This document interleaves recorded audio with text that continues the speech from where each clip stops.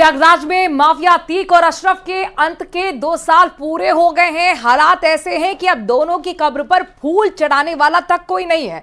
अतीक की पत्नी फरार है तो गुड्डू बमबाज भी अंडरग्राउंड है। आतंक के अंत से जुड़ी ये रिपोर्ट देखिए।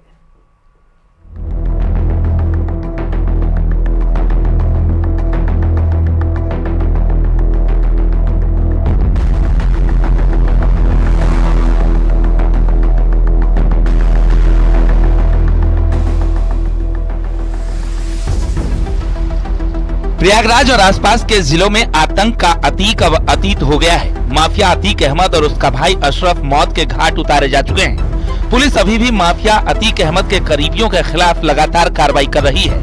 आज माफिया अतीक अहमद और अशरफ हत्याकांड के 2 साल हो चुके हैं, लिहाजा ये चर्चा फिर हो रही है।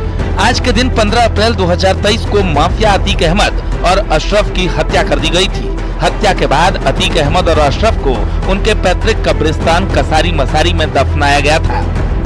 परिवार के ज्यादातर सदस्य जेल में हैं या फिर फरार हैं, इसलिए अतीक और उसके भाई अशरफ की कब्र सूनी है। भय और आतंक के एक युग का भी अंत हो गया। आज 15 अप्रैल है और 15 अप्रैल 2023 यानी 2 साल पहले ही माफिया अतीक अहमद की कालीन अस्पताल में पुलिस कस्टडी में गोली मारकर हत्या कर दी गई थी और उसके बाद माफिया अतीक अहमद को उसके पैतृक कब्रिस्तान कसारी मसारी में दफनाया गया था। आप सामने देख रहे हैं, ये कब्र माफिया अतीक अहमद की है और उसके बगल दूसरी कब्र जो है उसके विधायक भाई अशरफ की है। बदले हुए माहौल में अतीक अहमद और अशरफ की कब्र पर फूल चढ़ाने वाला भी कोई नहीं है। अतीक और उसके भाई अशरफ की हत्या से 2 दिन पहले ही 13 अप्रैल को झांसी में माफिया अतीक का बेटा असद भी पुलिस एनकाउंटर में मारा गया था। तीनों प्रयागराज के कसारी मसारी कब्रिस्तान में एक ही जगह पर दफनाए गए थे।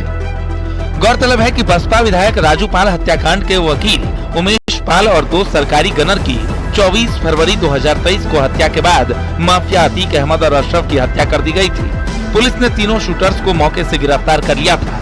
मौजूदा समय में 2 हत्या आरोपी चित्रकूट जेल में और एक आगरा जेल में बंद है। 21 अप्रैल को फास्ट ट्रैक कोर्ट की जज सीमा सिंह की अदालत में अगली सुनवाई। उसकी मौत के बाद उसकी बरसी पर 2 फूल चढ़ाने वाला कोई नहीं है। इसके पीछे वजह यह है कि माफिया अतीक अहमद की पत्नी शाइस्ता परवीन जहां 50,000 की इनामी है, फरार है, वहीं अशरफ की पत्नी पर भी 25,000 का इनाम है, वो भी फरार चल रही है। इसके अलावा दोनों बेटे यानी कि बड़ा बेटा मोहम्मद उमर और दूसरा बेटा अली अहमद दोनों नैनी सेंट्रल जेल और लखनऊ जेल में बंद है। इसके साथ साथ जो 2 अन्य बेटे हैं वो अपने करीबी रिश्तेदार के आवास पर रह रहे हैं, वहां पर रह रहे हैं, लेकिन यहाँ पर आने के लिए कोई हिम्मत नहीं जुटाता है और यहाँ पर आज सन्नाटा पसरा हुआ है।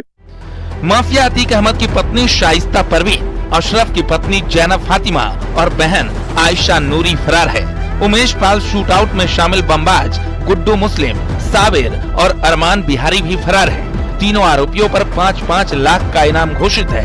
फिलहाल पुलिस फरार आरोपियों की तलाश में जुटी है। घटना के 2 साल पूरे हो गए हैं, लिहाजा प्रयागराज में आतंक के अंत की चर्चा खूब हो रही है। प्रयागराज से सर्वेश दुबे, न्यूज़ 18।